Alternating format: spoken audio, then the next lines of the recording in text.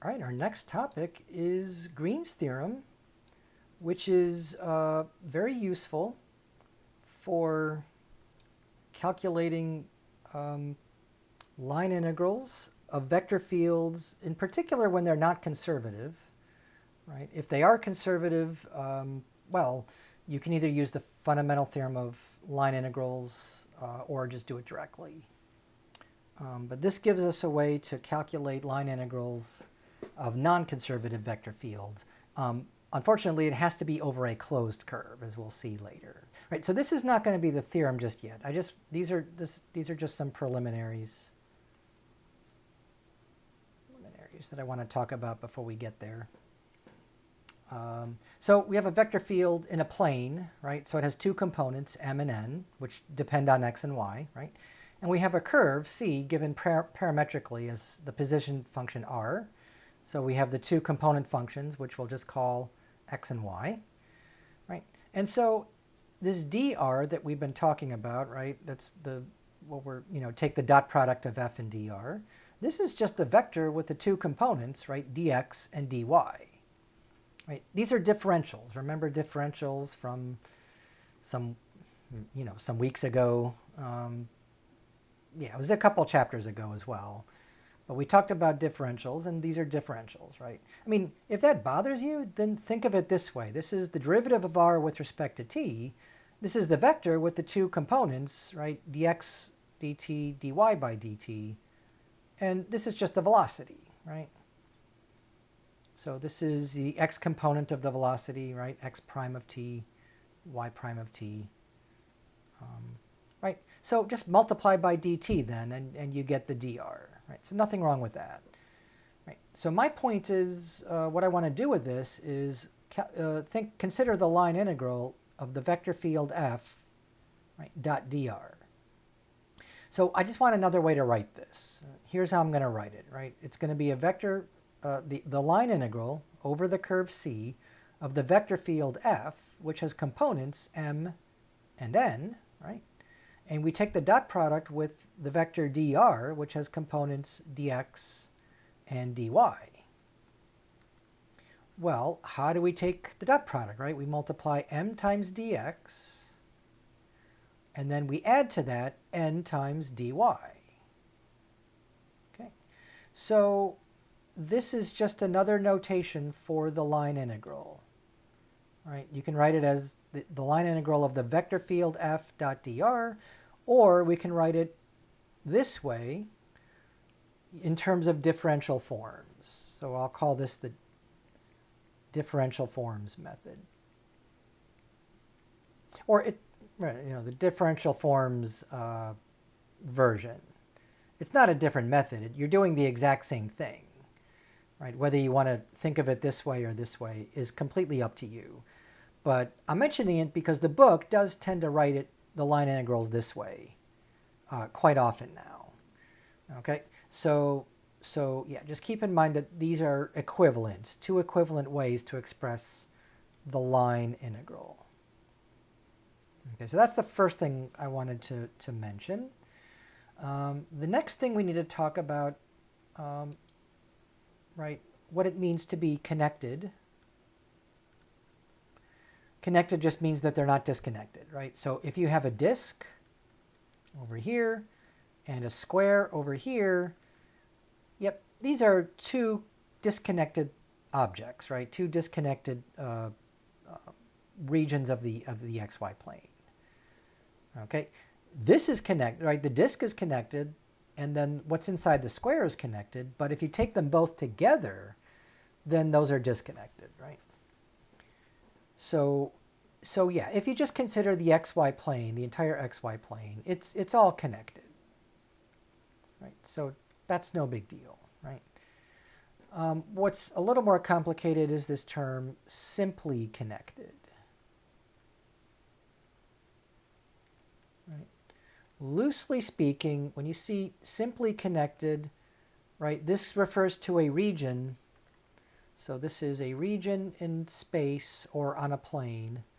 Let's say on a plane, region in the xy plane. Right. that has no holes in it. No holes, or, right, even a missing point. Right, so no holes or missing points. Right. So, the disk is simply connected, and the square, right, or what's inside the square is simply connected. They have no holes in them. Right. But if you consider, let's say, a disk with this cutout, we can think of this as a ring. Right. You know what? I don't need to do this. I can just, if I make sure that this is closed, I can squeeze this in here. Right. So this region here, right? This region here, this is not simply connected because it clearly has a hole in it, right? Clearly has a hole in it. So that's not considered simply connected, right? But you have to be careful because you can have, say, a disk like this. Make sure it closes in on itself. And fill that in. So that would be simply connected, right? However, suppose I just remove the middle here, the center. That's just one point, right? So it's one point that I remove, and I know it's hard to see here, but right, think of that one point gone. That one missing point, right? This is no longer simply connected. So this is also not simply connected. Obviously, this is not the whole story. I mean, this idea of, what's a hole or what's a missing point is a little bit vague. But to get into the whole story, this really has to do with something way more complicated called the fundamental group. So a region is simply connected if its fundamental group is trivial, but that's something we don't need to worry about. For our purposes, if something doesn't have a hole in it, it's essentially simply connected, right? Right. This business about the fundamental group, it kind of has to do with homotopy. The idea is if you have a loop or something and you can't squeeze that loop down to a point, right? And you can't because you have the hole here, then it's not simply connected, right? If your loop goes around your hole, your missing hole here, you can't squeeze it down into a point. Right? The hole will interfere to it. But if I have a simply connected region, like the xy plane, and I have a loop, then I can make that loop smaller and smaller and smaller until it gets down to a single point. Okay. So that's a little more precise, but still not quite, the whole story. In any case, that's simply connected, right? All right. Now I think we can state Green's theorem. Okay, so here it is, right? So Green's theorem, which I'll first note is a special case, right, of Stokes' theorem. And we will get to Stokes' theorem at the very end of this class. It'll be the last thing we do. So Stokes' theorem can happen in space, right? Green's theorem happens in the xy plane, right? So imagine the xy plane. Oh, I think I messed that up. But anyways, yeah, so this is, right, a simply connected region in a plane, in the xy plane. So R is that region, and, right, it's a simply connected region, so it has no holes in it, right? And it has a piecewise smooth boundary, C. So this yellow curve going around it, right, going around counterclockwise, is the curve C that we're talking about, okay? And we want to take the line integral, right, of some vector field. Remember, we could have written this as the integral over C of f dot dr, but it's the same thing as the integral of m dx plus n dy, right, over the same curve C. So either way, but the reason why I'm writing it in terms of m and n is that we can do this, right, thinking about this in the xy plane as the double integral over the region R of this quantity here, the partial of n with respect, with respect to x minus the partial of m with respect to y. Right, and we've seen that before. Right, we've seen that quantity before. This is, right, the z component of the curl, essentially. Right. So if this is 0, right, then f is conservative, or vice versa, right? So if the vector field is conservative, well, remember, this is a closed curve. You get 0. So, of course, you're just integrating 0 dA, which gives you 0. So that's boring, right? If the vector field is conservative, then you just get 0. It doesn't really tell you anything we don't already know. So, in particular, we want the vector field to be non-conservative so that this quantity here is not 0, right? Then we get an actual answer, right? And even if this is not 0, right, we could still get 0, I suppose, if there's, you know, part of it is negative, part of it is positive, and they cancel out and all that. But usually we don't get 0, right? Yeah, so kind of an amazing thing here. We can evaluate the line integral over the curve here as this double integral over the region inside the curve, right? And you might think, well, wait a minute, this is a single integral. We know how to do that. We've been doing, you know, we probably did a dozen line integrals already. Why would I want to make it more complicated by doing a double integral?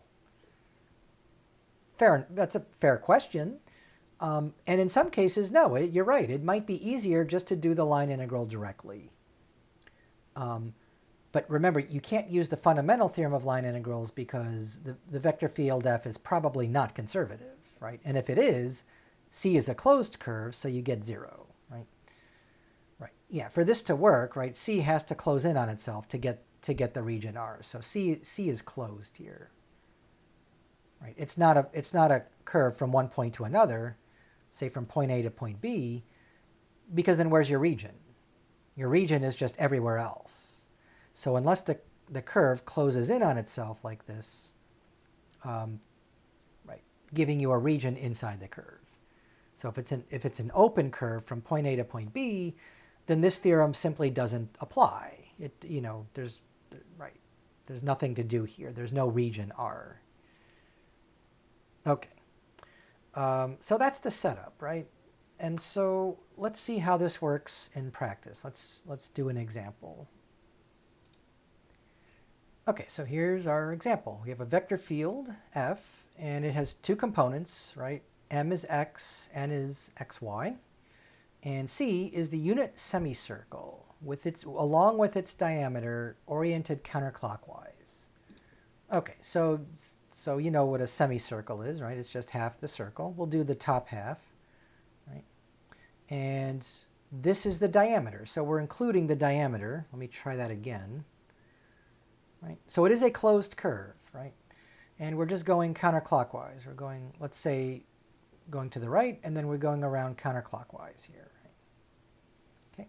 So yeah, so inside this circle here, or semicircle, half of a circle, is a region. Green here. We'll just call this region R. Yep. Right. And C, of course, is the boundary, which is, it's two curves though, right? It's a piecewise smooth curve. It includes the circle and also the diameter, which is just a straight line. Okay. Yeah, and this is the semi-unit circle. I forgot one important thing here. Centered at the origin, of course. Centered at 0, 0. So yeah, this point here is 0, 0. So this is the y-axis. This is the x-axis. So this is the point 1, 0. Over here is the point -1, 0. And the North Pole here is the point 0, 1. Okay, now we have everything we need. Right, so we want to evaluate this line integral. Right. First thing to note is, right, we can change this line integral to, right, m dx plus n dy. in this case, m is just x, so this is x dx plus n is x times y dy. Okay. So we can do this directly. We've done it before, but we have to parameterize this carefully because we have two curves here. One of them is a straight line and one of them is a circle. So that, to me, that seems very complicated here. So this is going to be C1 will be the line, C2 will be the circle. And parametrizing that, in my mind, does not seem very pleasant. But if you want, we can do that. We can do it directly too. So I think because it's a closed curve, we can use Green's theorem here. Right? So Green's theorem says that this, well, I'll write it up here first, is just going to be the double integral over the region R of, right, partial of n with respect to x minus partial of m with respect to y. And we can calculate those very easily here. M is just x, right? And n is x times y. So this is the partial with respect to x of x times y minus the partial with respect to y of x over that area A. So the partial with respect to x of xy, well, that's just y. And the partial of x with respect to y is 0. So this is just a double integral over the region R of y. Okay, and this is the half circle, right? Or the half disk, I should say. Right, R is the half disk, right? Half disk, upper half disk, upper half disk. Right. So let's just do the double integral, right? We can represent R as the set of points such that y is greater than or equal to 0, because this is the upper, right, in the first and second quadrant where y is positive. And it's below the circle, which is circle of radius 1, so 1 minus x squared under the square root. And of course, x just goes from -1 to 1. Okay, so if we're going to do this vertically simple, dy then dx, we're going from, x goes from -1 to +1. And y, oh, I'm running out of space here. Y goes from 0 to square root of 1 minus x squared. Let me just move the y over here so I have a little more space. So this integral is from 0 to the square root of 1 minus x squared. Okay. Yeah, I don't think this is going to be that difficult to work out. After all, when you integrate y, you just get 1/2 y squared. I'll take out the 1/2. And when you evaluate y squared between 0 and the square root of 1 minus x squared, well, you just get 1 minus x squared, right?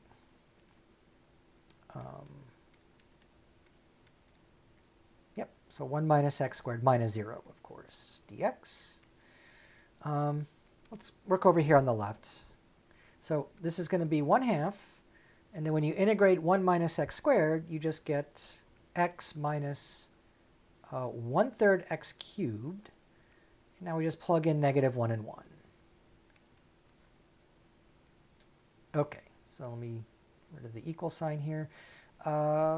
Sorry about that. So when you plug in 1, you get 1 minus 1/3, which is 2/3, right? And when you plug in -1, you get -1 plus 1/3, which is -2/3. So this is 1/2 of 4/3, which is 2/3. And we're done, right? So that's the double integral, but that's also the line integral here, right? In other words, that's what we were originally trying to get here. If I can cut that out. Yeah, so this line integral, after all that work, is just 2/3. Right. And by the way, this is a circular region. There's symmetry here. We could have easily just as well evaluated this double integral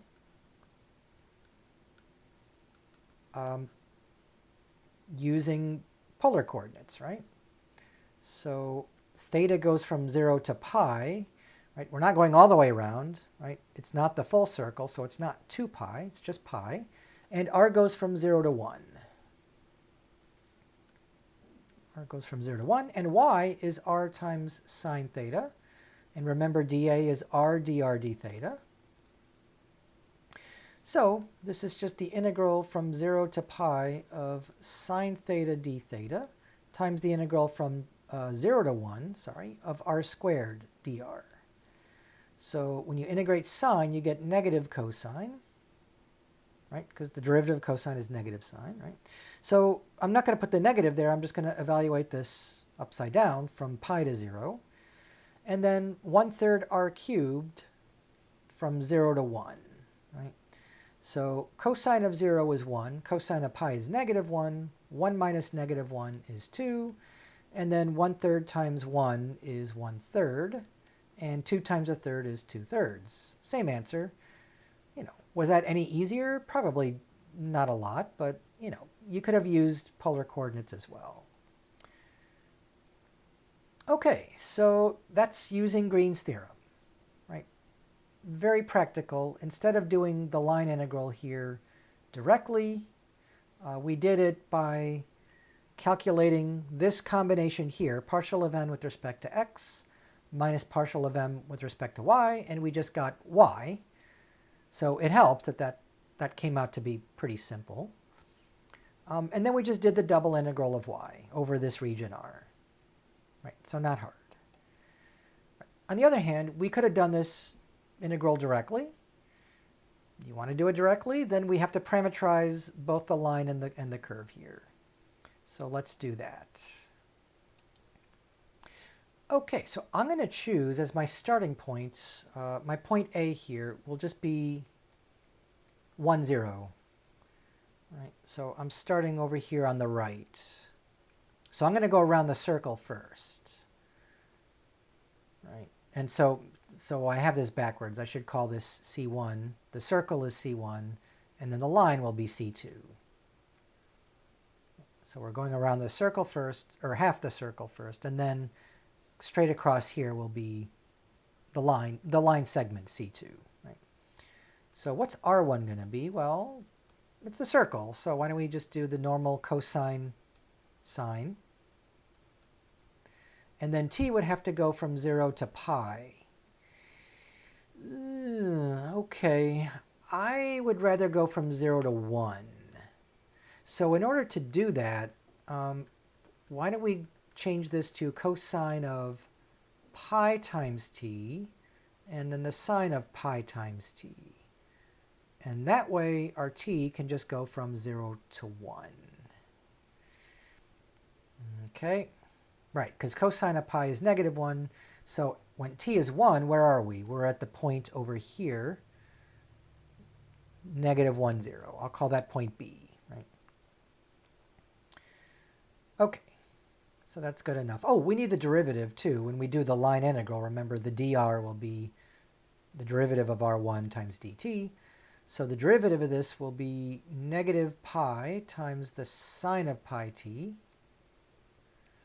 for the first component. The second component will be pi times the cosine of pi t. Remember, there's a chain rule here, right? Okay, now we have to go along the line segment from negative 1, 0 to 1, 0. So now we're at point B. We're at the point negative 1, 0. And we want to get back to point A, which is 1, 0. So this will be R2. Right, so we're just going along x. So y will be 0 here. The y component will always be 0. And what will x be? Well, let's see. If we started at 0, we can just say, t here. Or we're starting at 1. I'm sorry. We're starting at 1. We want to get to 2, I guess, right? So to do that, I guess we're going to have to subtract what here? How do we get from 1 to negative 1? We subtract 2. So t minus 2, right? So yeah, if t is 1, we're at negative 1, right? And if t is 2, we're at, oh, we're at 0. We only got halfway there. Right. So we could do one of two things. We can say we're going from 1 to 3, because if t is 3, yeah, let's do that. Let's just go from 1 to 3 here. Because now when t is 3, we're at 1, 0. Okay, that works too. If you insist on ending when t is 2, you have to double this and make it 2 times t, right? And then you have to subtract 3 instead of 2, I think. Right? Yeah. But this, I think this is easier, right? So t goes from 1 to 3. All right, so now the line integral of the vector field f. We forgot what the vector field was, right? It's way up here. It's just x, x, y. So I'll remind you of that in a minute. But we have to do 2 line integrals, one over the circle, C1, and then one, we'll add to that the integral over the line segments, C2. Right. Right. So yeah, this is dr1, dr2, technically. But we parametrized both, right? We parametrized both, so I think we can we just have to remember what the vector field is, right? It's x, x, y. Where can I squeeze that in here, right? So m is x, and n is x, y. Okay, so, right, so this is just m dx, right, plus n dy, where m is just x. Well, okay, let's do it the vector way, right? So this is just x, but x is what? X is going to be cosine of pi t, right? And then x times y is going to be, well, cosine times sine. So I'll say sine of pi t times cosine of pi t.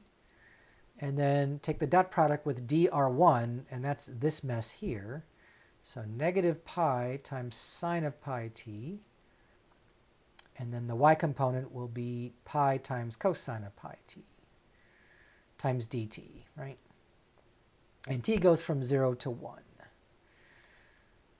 All right, so, and that's just for C1. That's just the circle. For C2, now we're going from t equals 1 to t equals 3 of the same vector field, x and xy. So x, in this case, is just t minus 2. And y is xy, which is t minus 2 times 0. Well, that's just 0, right? And then what's d? Oh, we never calculated r2 prime. But that's just 1, 0. So dot product with 1 and 0, dt.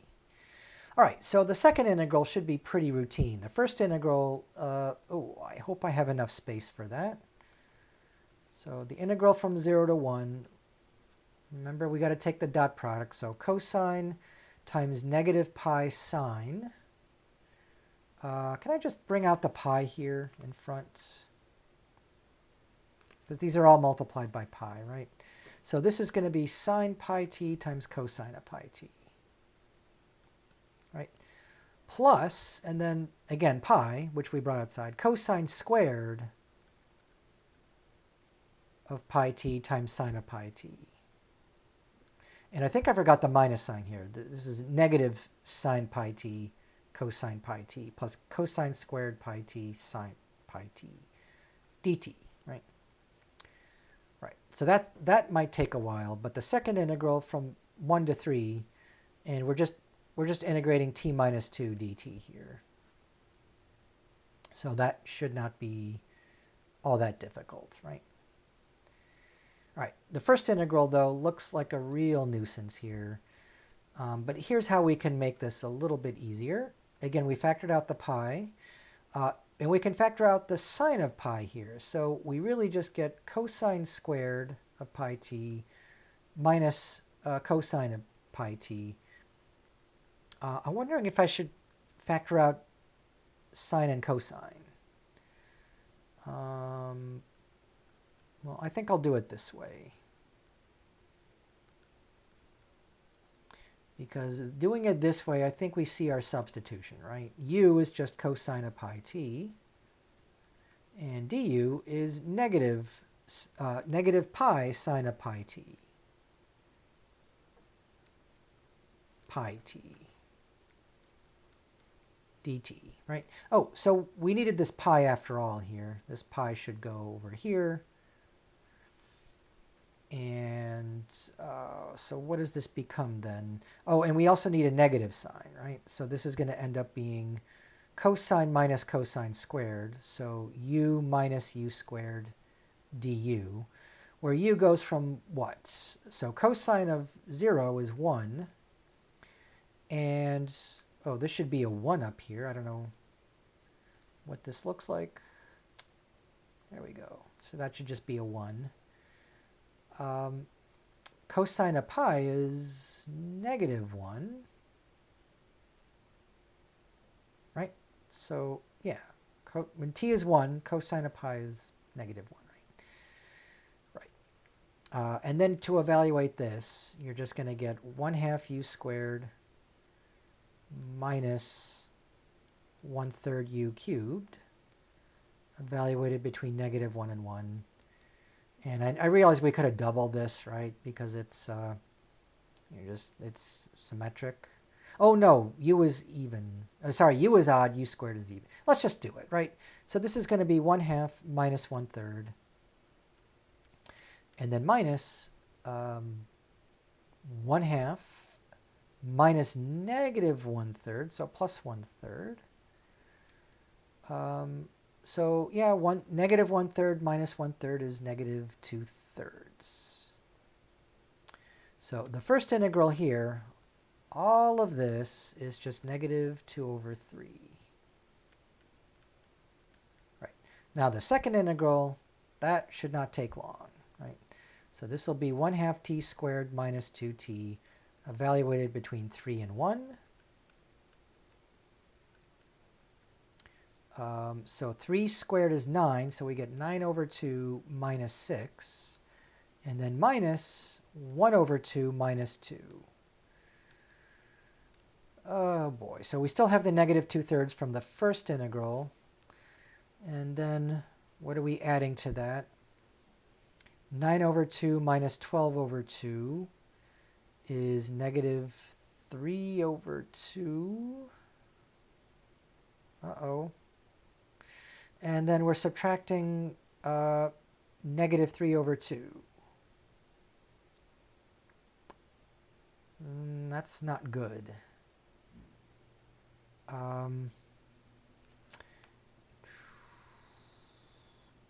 Let's see, am I forgetting something here?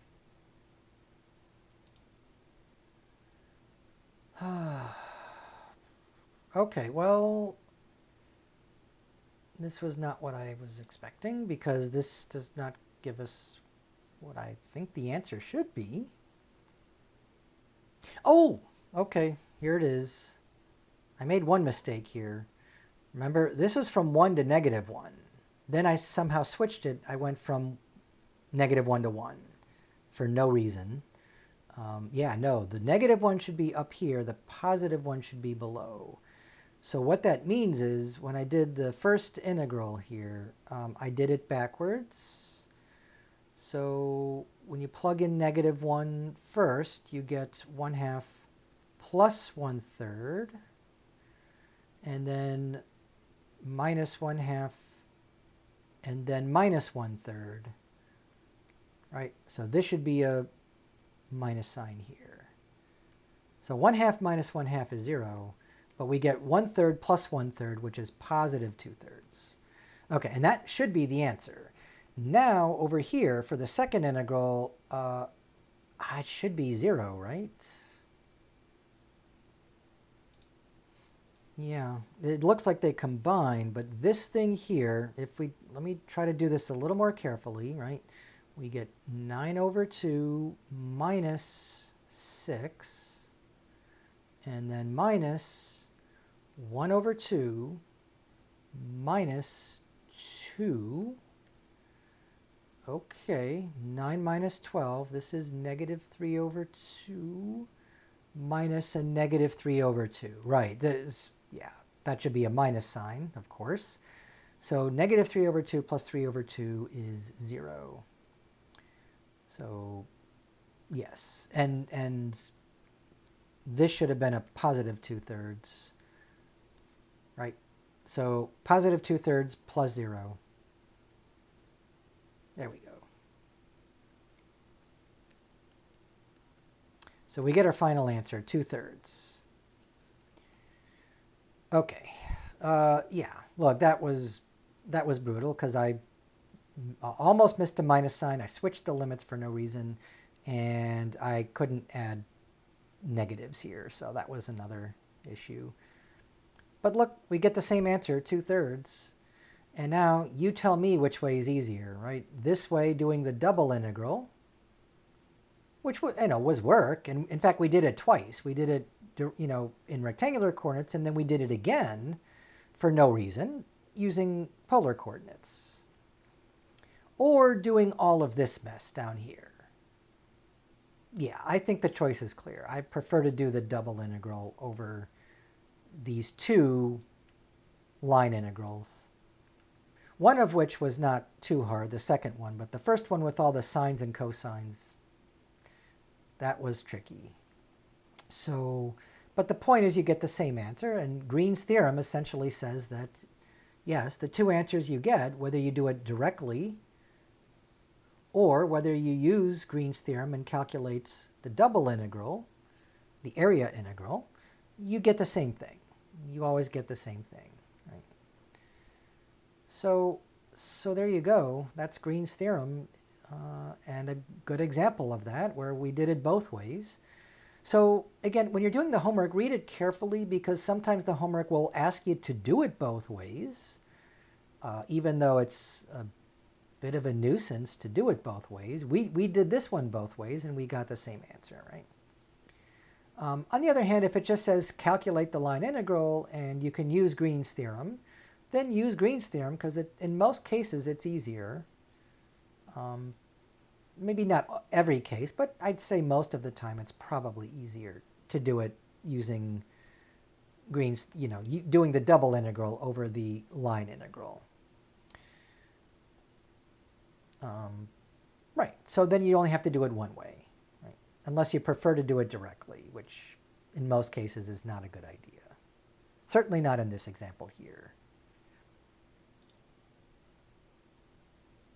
Okay, so here's a second example. We're going to evaluate the line integral of x squared plus y dx plus 4x minus y dy. And C is just the triangle with these three vertices, 0, 0, 10, 0, and 10, 5. And it might be helpful if we actually draw that triangle out here.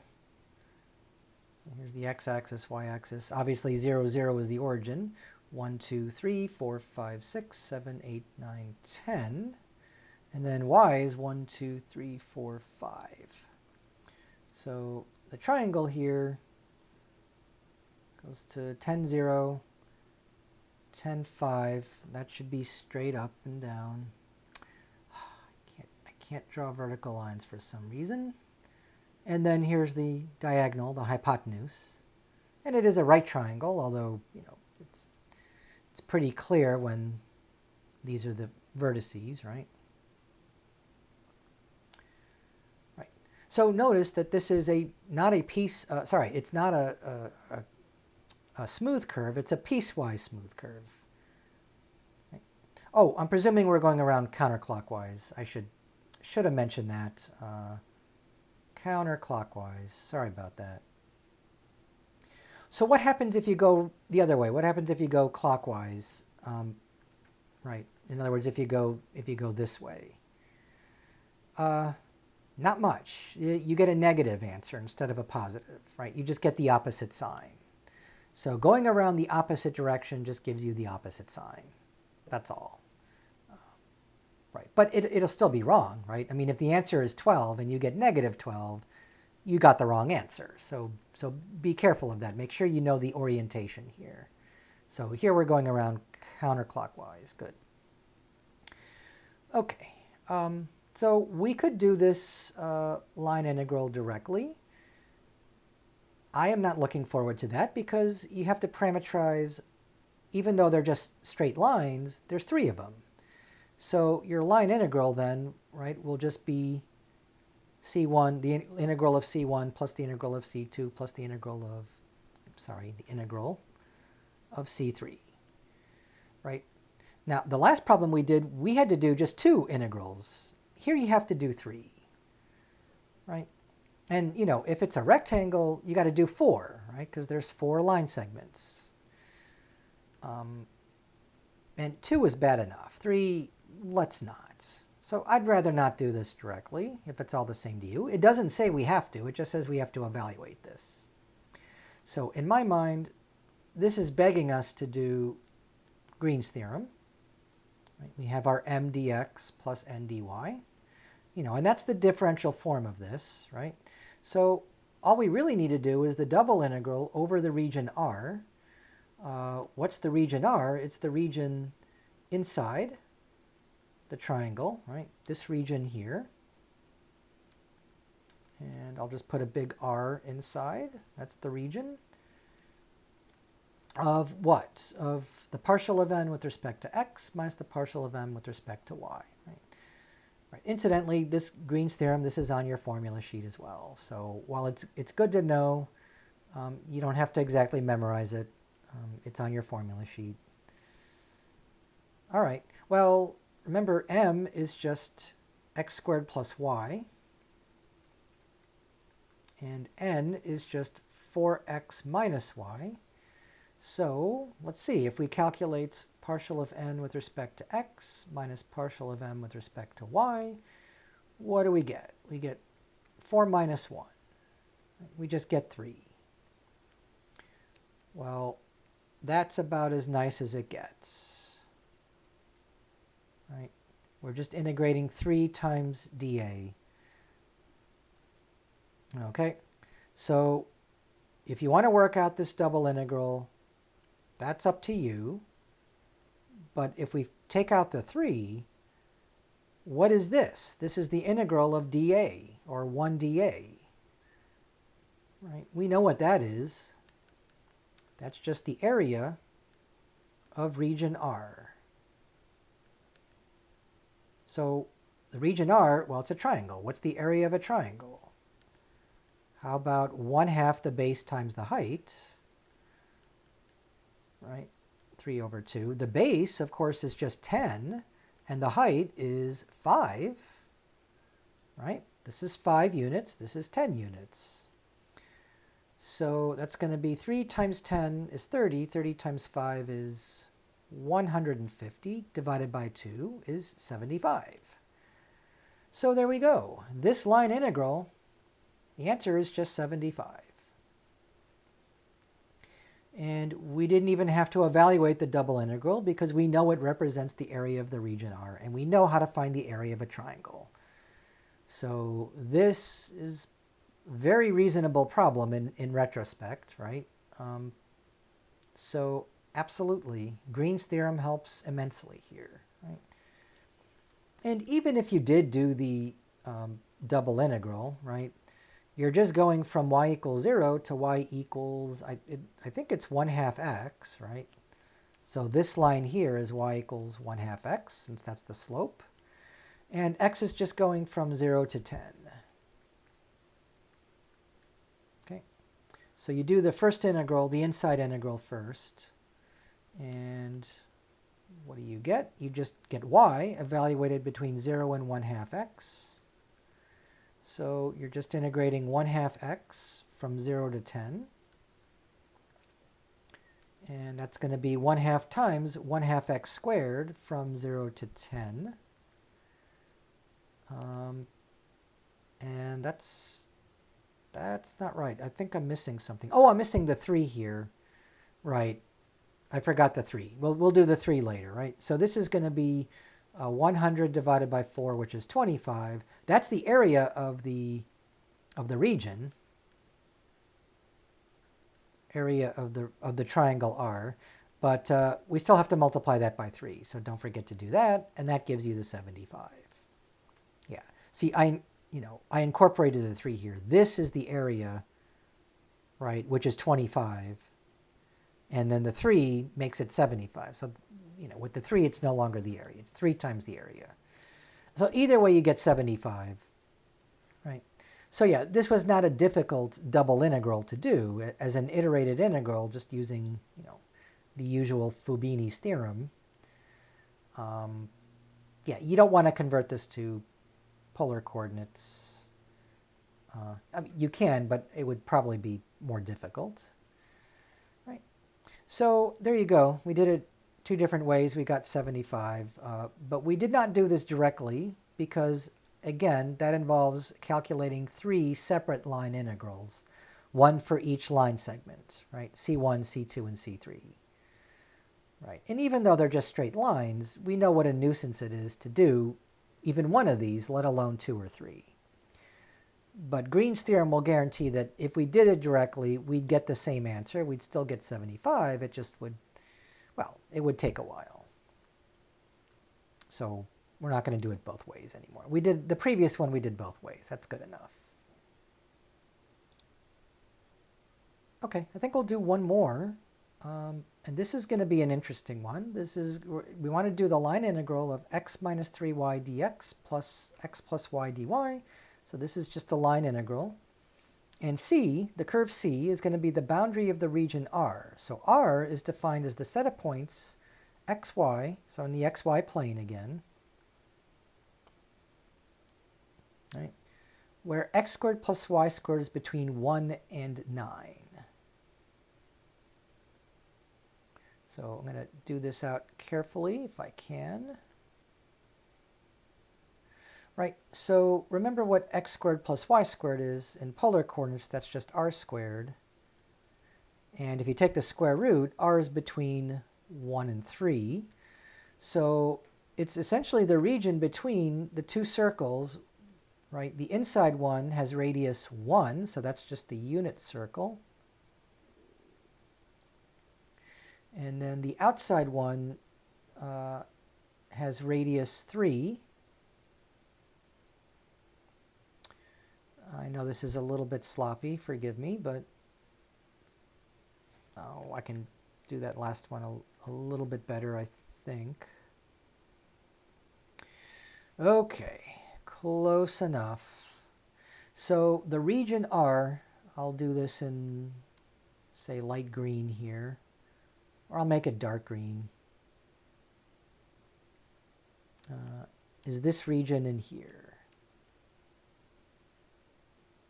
Okay, so that's my region R. Region R.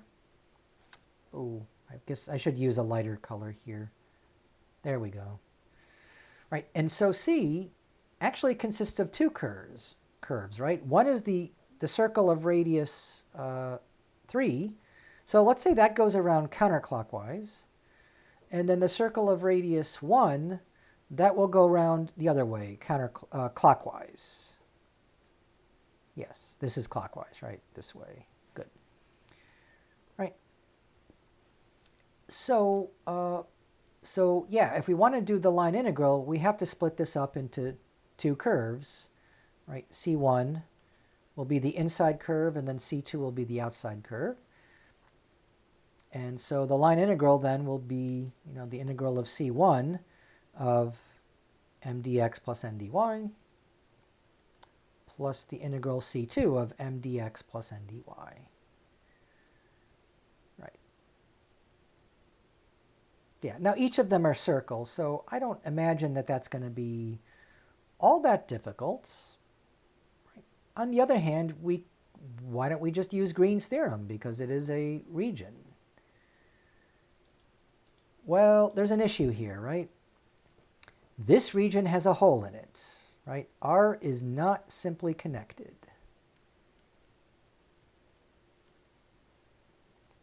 So, unfortunately, Green's theorem may not work here. In general, this could be an issue, right? If the region is not simply connected, Green's theorem, well, it doesn't mean it doesn't work. It just means it doesn't have to work. So Green's theorem may not work. Right. But it could work here. It doesn't have to, though. So it looks like maybe we really should do this directly. And I'm looking at this and seeing how easy that may or may not be.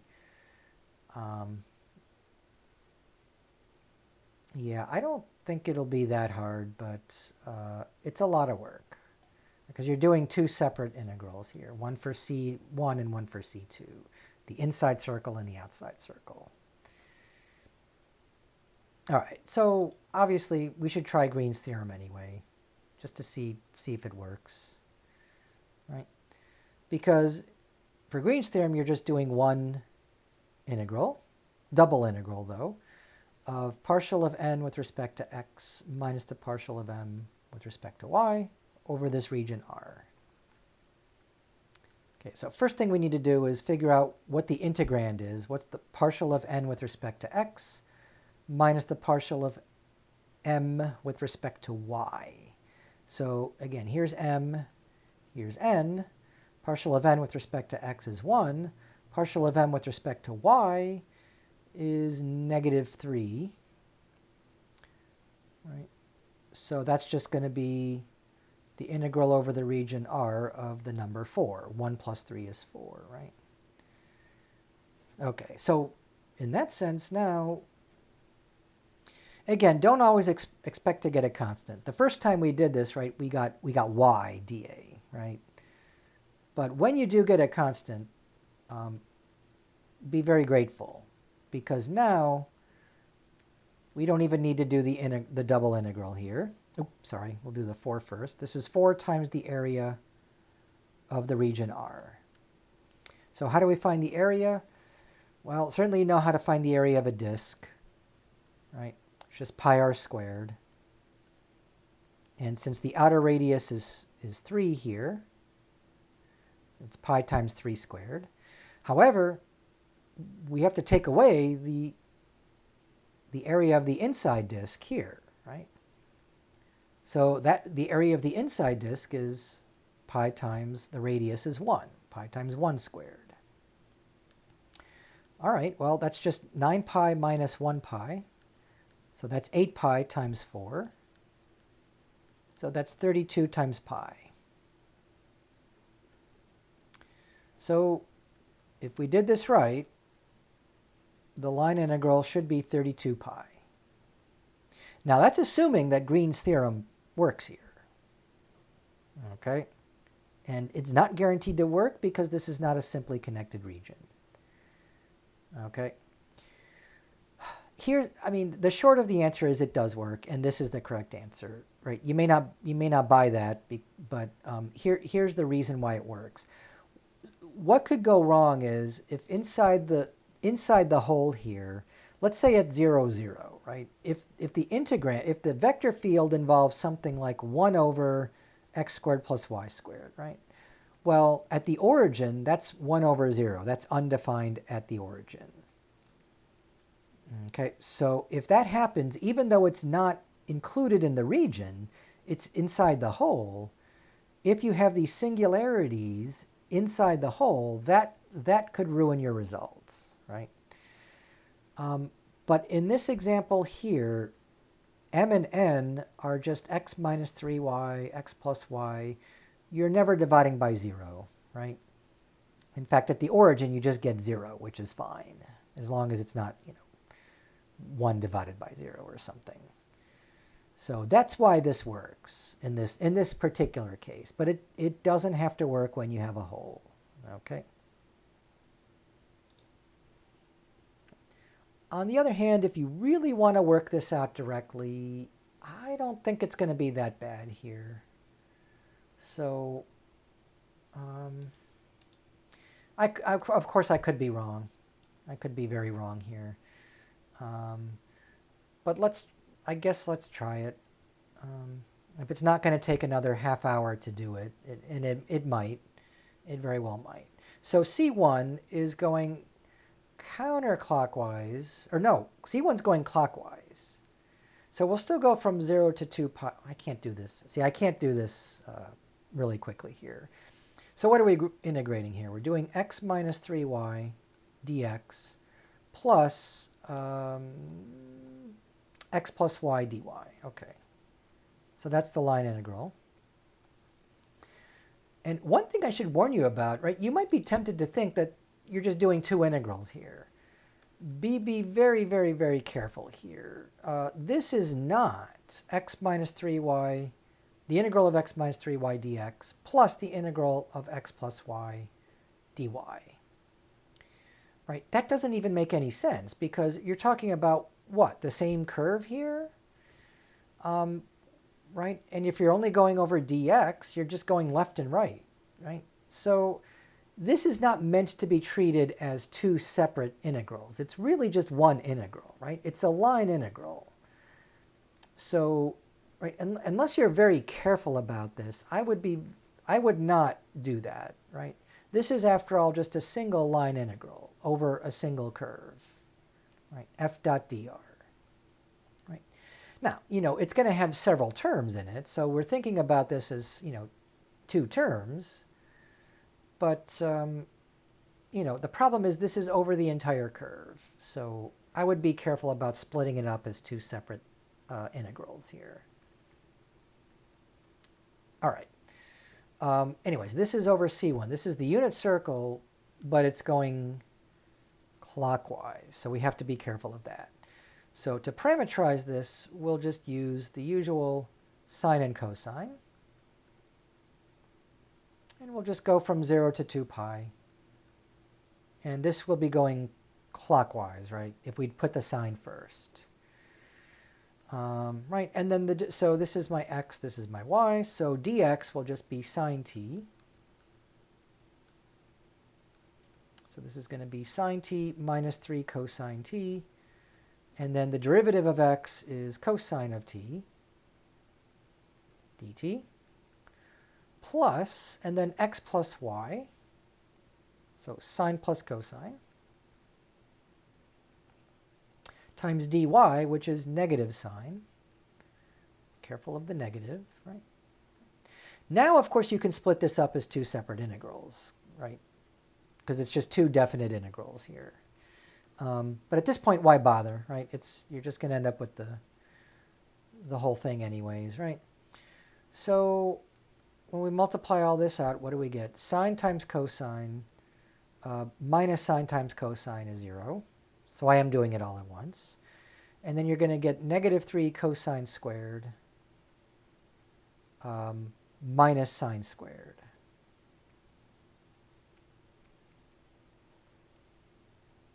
Right, negative 3 cosine squared, and then negative sine times sine, negative sine squared.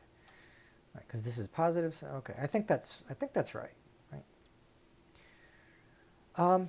Yeah, obviously we're doing cosine squared and sine squared.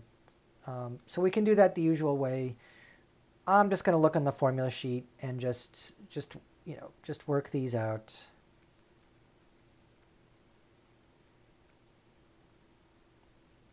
Like this.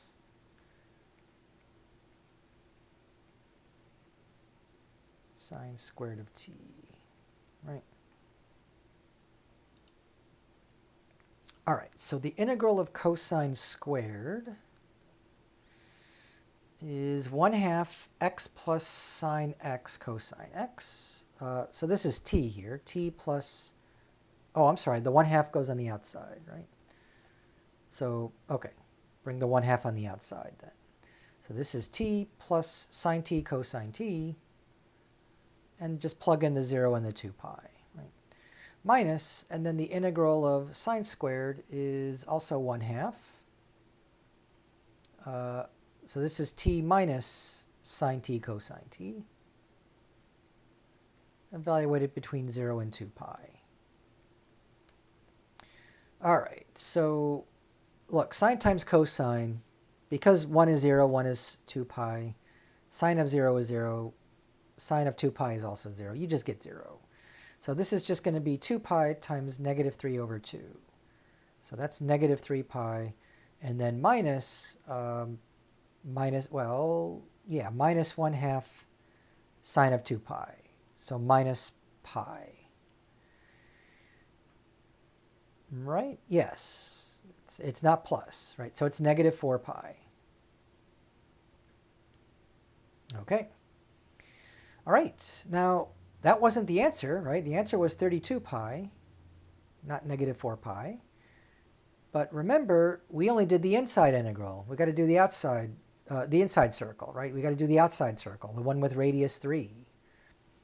So, yep, we got to do this all over again, right? The same integrand, x minus 3y dx plus x plus y dy. But different parametrization because now we're going counterclockwise. So x is just going to be, radius 3, right? So 3 times cosine t, y will be 3 times sine of t. Dx will be negative 3 sine t and dt. Yep. And then dy will be 3 cosine t dt. So we'll just put all that together there. T goes from 0 to 2 pi again, since we are going all the way around the circle. So, yep, 0 to 2 pi. X minus 3y is 3 cosine t minus 3 times 3 sine t. Oh boy, so 3 cosine t minus 9 sine t. And then dx is negative 3 sine t dt plus x plus y, so that's just 3 times sine t plus cosine t. dy is 3 cosine t dt. 2 pi, right? So I'm tempted to bring out the 3 here, but let me just multiply everything. Yeah, I'd rather do that. So this is going to be negative 9 sine cosine plus 27 sine squared, right? And then the second one will be 3 times 3 is 9, so that's just 9 sine cosine plus 9 cosine squared dt. So once again, we get this happy coincidence that the sine cosines cancel. 9 minus 9 is 0. But unfortunately, we got to do 27 sine squared plus 9 cosine squared. Right. Although, what we could do is write cosine squared as 1 minus sine squared and then just do sine squared. We could have done that here. I didn't realize that. I don't think it matters. It just saves us from doing both the sine squared and the cosine squared integrals. All right. I guess I'm convinced. Let's do it. So 27 sine squared plus 9 minus 9 sine squared. Right, and 27 minus 9 is 18. Sorry, that's a 2 pi. Right, so 18 sine squared t plus 9 dt. Right, so the formula for sine squared, I just had it. I almost forgot it. It's 1/2 t minus sine t cosine t. Of course, that part will be 0 from 0 to 2 pi, right? And then plus, well, this is just 9 times 2 pi, so that's plus 18 pi, right? So 9 times 2 pi plus 9 times 2 pi, so 18 pi plus 18 pi is 36 pi. And again, that wasn't the answer. The answer was 32 pi. But remember, you have to add the two integrals here. It's C1 plus C2, right?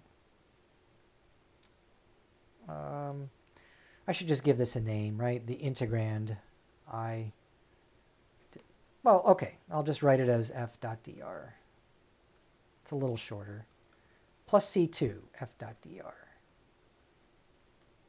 Right, so C1 was negative 4 pi. C2 was 36 pi when we integrated it. So we get 32 pi. for doing that. Yeah, 32 pi is the answer, and that was the answer doing it using Green's theorem. And I hope you realize using Green's theorem was way shorter than doing all this, but we do get the same answer, even though R is not simply connected. And maybe my explanation of why does it work even though it's not simply connected didn't make a lot of sense. Right? It's because there's no singularities anywhere inside the hole, particularly at the origin is where you really have to be careful. But yes, Green's theorem is not guaranteed to work when you have holes, when the region is not simply connected. But luckily it does work here. Right? It does work here. So, all right, that's it, right? We have 3 good examples, and that should do it, at least for the examples. I want to show you one more thing here, and that has to do with the ellipse. Okay, so I just want to find the area inside the ellipse. I say the area of the ellipse, but remember the ellipse is the curve. Curves don't have areas. But inside the ellipse, the region here and the region R, we want to find that area, right? And maybe you know it. Obviously, you can look it up. It's not a big deal, but where does that formula come from? So it turns out there's a lot of ways of doing this, and in some, you might even just guess it. It could be obvious. But using Green's theorem gives us a very slick way of doing this, right? So remember, here's Green's theorem. I'll write m dx plus n dy, the usual differential form way to do it. If you go further into math, you're going to learn a lot more about these. These are called differential forms. In fact, some advanced calculus courses will talk about differential forms. So we're not quite that advanced here yet. Interesting topic, but for our purposes, this is just a line integral, right? And we can also do this using Green's theorem because now this has no holes in it, right? And it's a nice closed curve.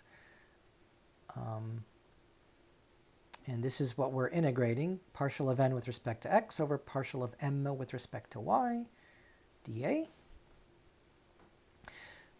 Right, so yeah, so trying to do this double integral is pretty tricky. Well, first of all, what are we trying to integrate here? We want the area. So we just want, what we want is just the area of the region. We want to integrate 1. So we got to get this thing to be equal to 1. Okay, how are we going to do that? All right, what m and n should we pick so that this is equal to 1? Right. And it turns out there's a lot of answers here, right? There's many different ways of doing this. I would just try to pick the simplest way, right? What if you just do, say, 1/2 minus negative 1/2? That's equal to 1, right? And if the partial of n with respect to x is 1/2, n might just be 1/2 x, right? And the partial of m with respect to y is negative 1/2, so m might just be 1/2 y, or in this case, negative 1/2 y, right? Yep. So that works. If you take the partials, you get 1/2 minus negative 1/2, you get 1, right?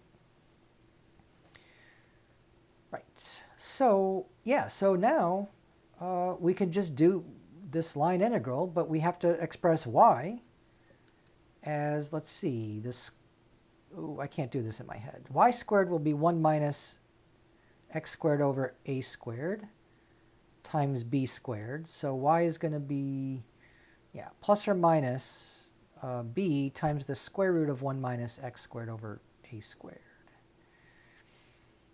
Right. And so that's what we have to integrate over, right? We're integrating 1, but when we do the first integral dy, you can see that this is not going to be a pleasant integral. Unless you remember it. It's probably, I don't know, arc sine, arc secant? I don't remember. So the point is I'm not going to work it out that way, right? I'm going to do the reverse. I'm going to use the line integral. Right? So to do the line integral, we just need to parametrize the curve. Again, we'll go counterclockwise. If we go clockwise, we might get a negative answer. It's not a big deal. So yeah, the ellipse, we know how to parametrize that, right? I mean, it's almost a circle, but with different radii, right? So in the x direction, we have the semi-major axis is a, so we'll do a cosine of t. And then in the vertical direction, the semi-minor axis is b, so we'll say b times sine of t. And of course, t will just be 0 to 2 pi, since we want to go all the way around the ellipse. And to get the derivative, that's not difficult. This is just negative a sine t, b cosine t, right? dt, although that will be when we do the integral here, right? Right, so yeah, let's just do this line integral. Oh, remember what m is. Let's write down m. m is 1/2 x, and n is, oh, I got it backwards. m is negative 1/2 y, sorry. Negative 1/2 y. And n is 1/2 x. Okay. All right, so what's x? X is just a cosine t. Y is just b sine t. Right, and dx is negative a sine t dt. dy is b cosine t dt. I know it's sloppy, but it's saying the same information that we had up here, right? All right, so now I think we can do this line integral.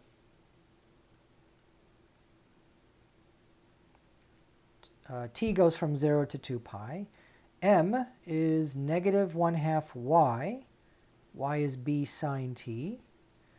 And then dx. dx is negative a sine t dt. Plus, and I'm going to run out of space here, so I got to clear some space. Yeah, okay, so we weren't going to do it that way anyways. All right, so back to the n dy part. So n is 1/2 x, but x is a cosine t. And then, so that's n, right? And then dy is going to be b cosine t dt. Yep, so let's see. We have negative is positive. This is just 1/2 a times b times sine is sine squared, right? Plus, and then notice we have also 1/2 ab cosine squared. Well, the 1/2 ab, remember a and b are just numbers, they're constants. We can take those outside. And now we're just integrating sine squared plus cosine squared. And yeah, here we recognize immediately that this is just 1. So we're just integrating 1 dt. Right. So that's just t evaluated between 0 and 2 pi. And you see where this is going, right? So we get 1/2 times ab times 2 pi. Sorry, 2 pi. Right, or 2 pi ab over 2. The 2's cancel, and we just get pi ab. So I'm sure most of you recognize that that is the area of the ellipse with semi-major axis b, a and semi-minor axis b. Okay. Yeah, so the area here is just pi ab. Right. So what happens if a equals b? Well, then you just get a circle, and we might as well call that r. And you get pi times r times r. You get pi r squared, which is the area of a circle. So the circle is just a very special ellipse. Right? A circle is an ellipse where a and b are equal. And we just call that the radius then. So yeah, but more generally for an ellipse that's not a circle, yep, you just multiply pi times the semi-major axis times the semi-minor axis. Pi ab. So yeah, as it turns out, it was actually easier in this case to do the line integral, right? Because you're just integrating 1, as it turns out, right? We don't have to use the formulas here, at least I hope not. Yeah, you simplify that to 1. Then the integral was just as simple as it gets, right? Yeah, so doing this the hard way would be to do it using the double integral. Even though your integrand is just 1, it's the limits of integration that make it complicated. Right? It's doable, but it's not as slick and easy as this, I think, in my opinion. As a challenge, you can do it, but I don't think it's necessary. Right? In general, when you want to solve a problem, you try to do it the easiest way possible. And this is one of the easier ways of getting the area of an ellipse. The area inside the ellipse. I know I'm being inside the ellipse. Okay. Right. And I know I said area of a circle. I meant area of the disk, or the area inside the circle. But look, we're used to saying this all the time, right? The area of a circle, right? Pi r squared. The area of an ellipse, pi ab. Okay, so let's not get into semantics here, right? I think that's it, right? We did plenty of examples, and using the key was using Green's theorem here. Although here we used it backwards. Most of the time, rather than do the line integral, you're doing the double integral. In most cases, that's the easier thing to do.